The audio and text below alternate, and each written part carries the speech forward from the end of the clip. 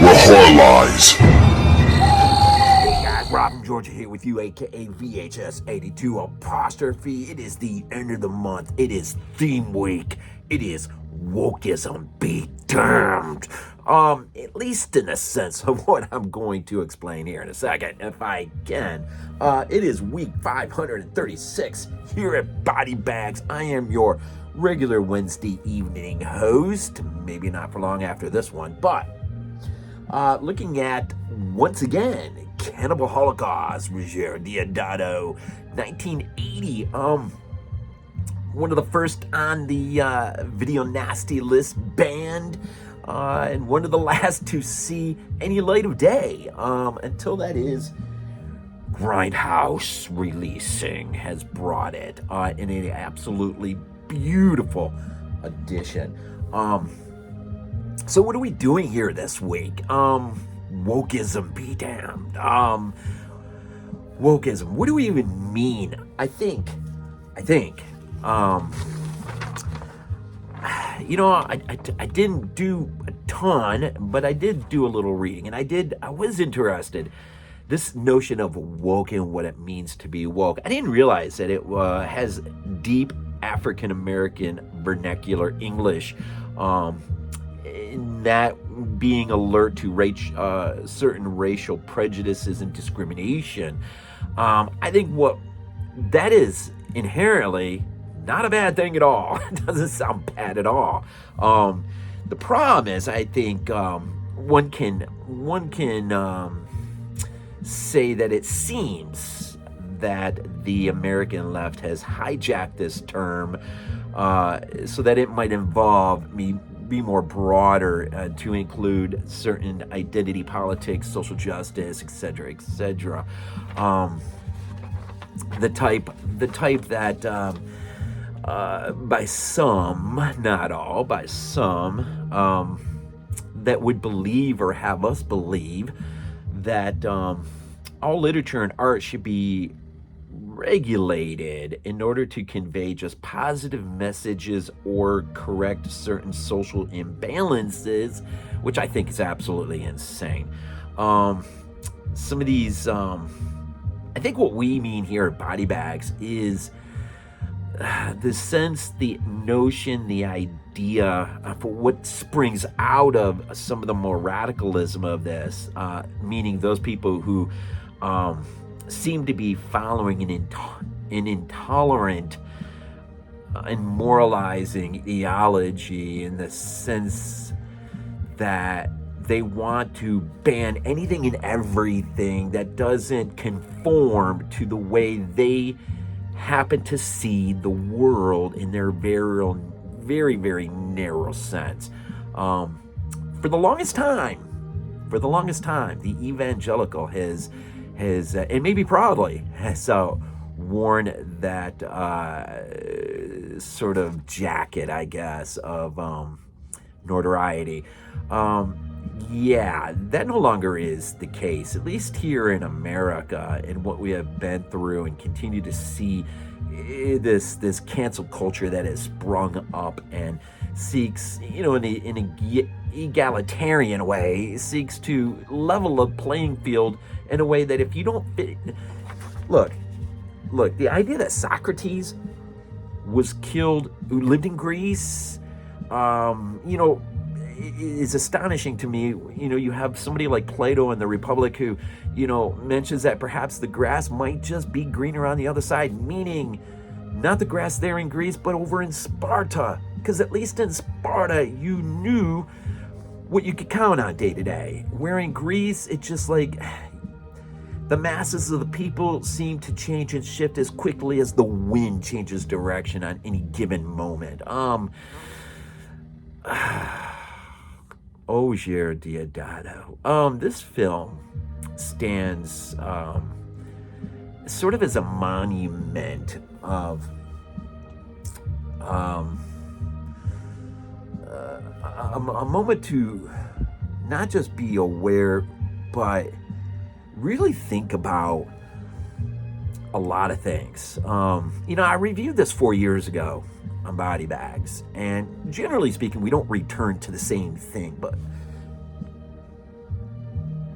Cannibal Holocaust is a different type of animal.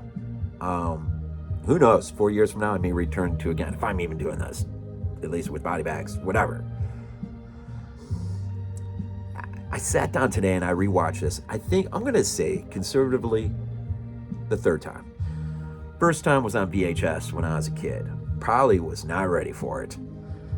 The next time I watched it with more of an academic sense was when I reviewed it 4 years ago for Body Bags, which the review is down there. This is a film that is very important in the sense of what was motivating Deodato to make it in the first place. And that was, of course, a sense of wrong being committed by journalism of his day. Couldn't understand why he could open up a paper or turn on the news and his kids would be upset by seeing just mass death and just the kind of stuff that if he tried to put on film, you'd be banned for it. And we're talking fake for the most part. I mean, there is a sense of perhaps, I say wrongdoing. I had another thing in my mind in terms of the animal cruelty in this film, which he says himself he wish had not been, although, you know, it is what it is. It's neither here or there. Grindhouse gives us two versions of the film. I did not see the animal cruelty-free version. I watched the normal, which looks absolutely beautiful. Grindhouse did an amazing job. I might as well just show you real quick. It is absolutely unreal what they did on this. Boom. I can't show everything just because it does get a little bit nasty. Well, that depends on your point of view, but this is YouTube, and who knows what you're going to get flagged for and not flagged for. An incredible book. Some of the linear notes there are written by Eli Roth himself, of course, Green Inferno, right? The soundtrack score by Ortolani, absolutely fantastic. Deodato may be right. It's what makes this film. The supplemental, tons of interviews. The one with, I barely just scratched the surface. The one with Deodato on Cannibal Holocaust is absolutely fantastic. You can also see, in Deodato comment at length. If you, and thank you, David Lewin, of course, Video Nasties. Its entry in there, a few guys talking about it at length. Look, I think, if you've never seen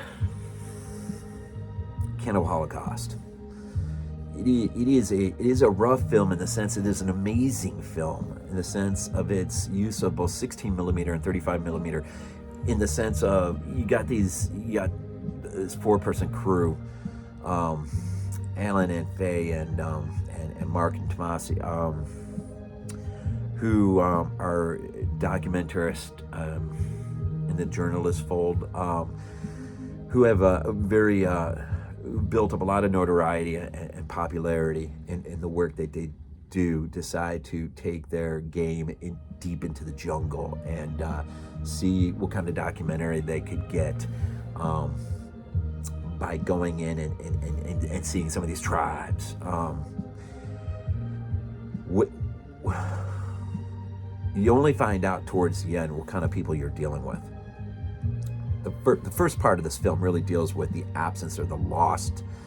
This crew gets lost, never returns. And so it's up to the famed professor, anthropologist, Professor Harold Monroe, played by one Robert Kerman. I should go in real quick.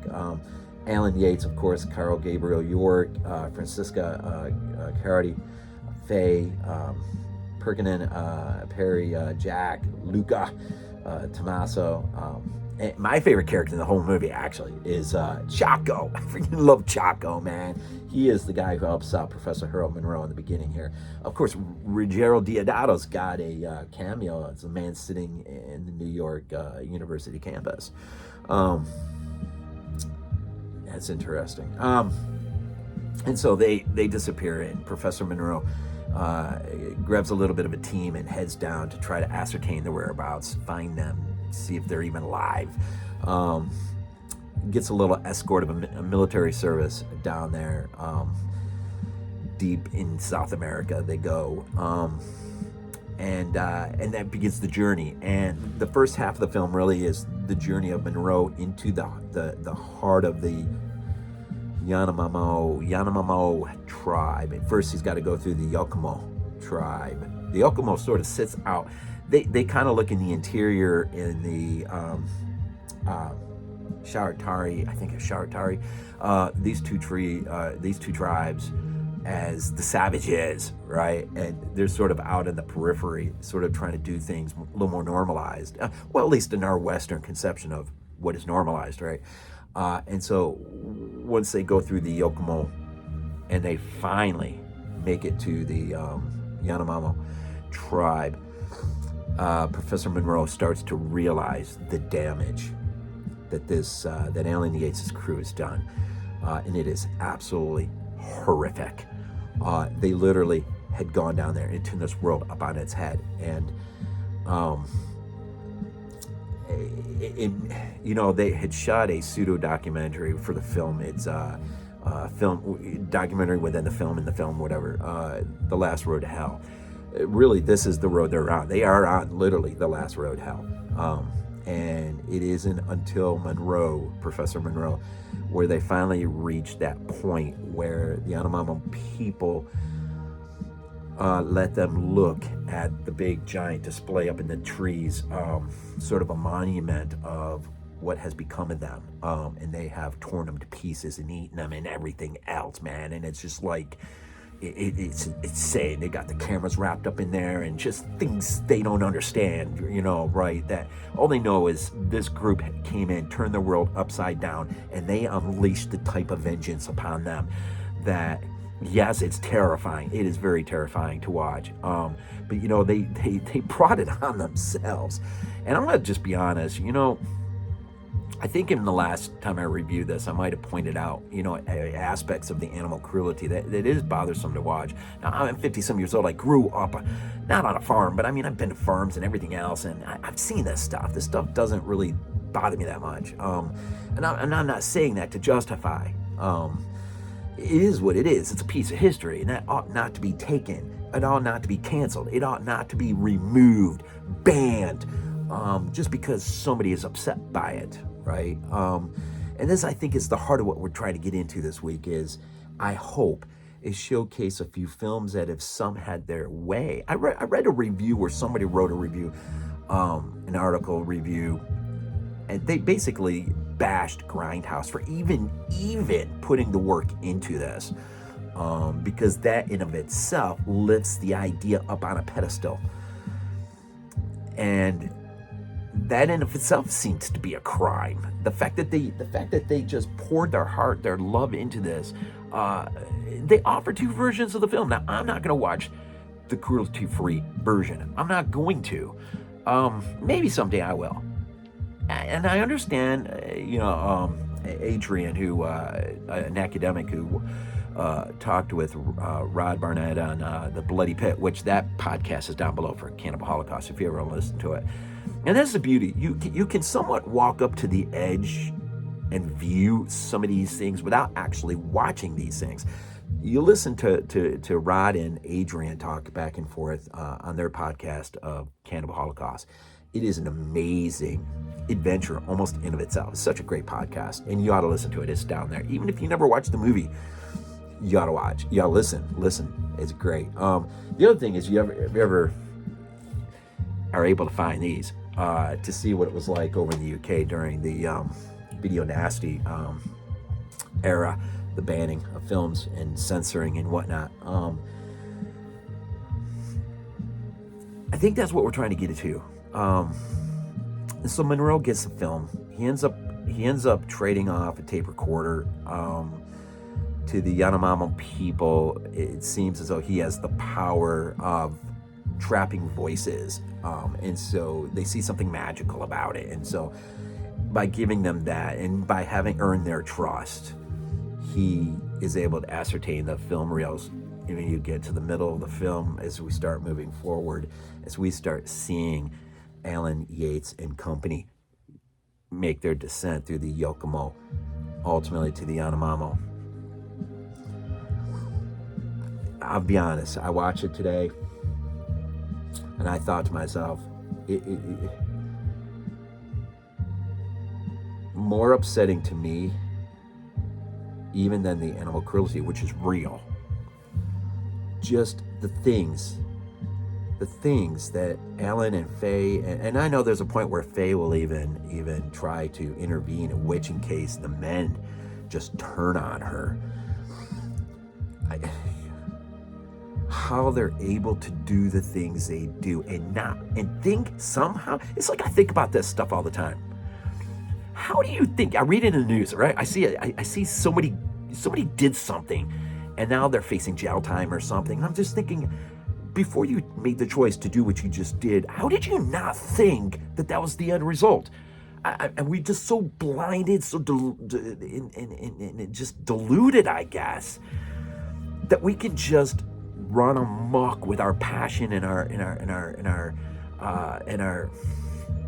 want to just bring chaos to those around us, that we don't think that it's not somehow gonna fly right back at us. And for them, they paid with their lives. And what is their legacy? Well, I'll tell you what their legacy is. It's at the very end, once Monroe's got these few who want to still turn this footage into a documentary to gain something out of it. Once they've watched the last reel, they decide all they can do is burn it. Just burn it. And I think Deodato's point is, when are we going to wake up? When are we going to wake up and start looking around us at ourselves in a mirror in terms of how we act towards others and I don't know, this movie, to think that this movie gains so much hate, and I get why. Most of it is funneled right at one particular thing. And if you're still with me at 17 minutes in, I appreciate it. This is a movie, more than a review, it really needs to be talked about on a podcast, as Bloody Pit did. And it ought to continue to be talked about and just analyzed and thought about and just meditate upon. Not meditate in a sense, but you know what I mean, just thought about. The things they do, the raping and the pillaging and just turning these tribes up on their heads. When Monroe first comes in to the Yokomos, these people are terrified, because for all I know, they're coming right in to do the same as what has already been done. And I'm sure by now the word is already washed across the other two tribes inner, thinking, my God, what might be coming? More of these people? And you know what, I haven't thought about it, but the infamous impalement scene, I have to be honest. I always thought that was the and I'm not going to phrase this quite the right way. I always thought that was the tribe's retribution because of the loss of virginity, because they had raped the girl, Alan and Jack, I think. Is when Faye finally tries to intervene. I just thought that was retribution. Not really retribution, but that was the course that the tribe had to take because of what had been done to her.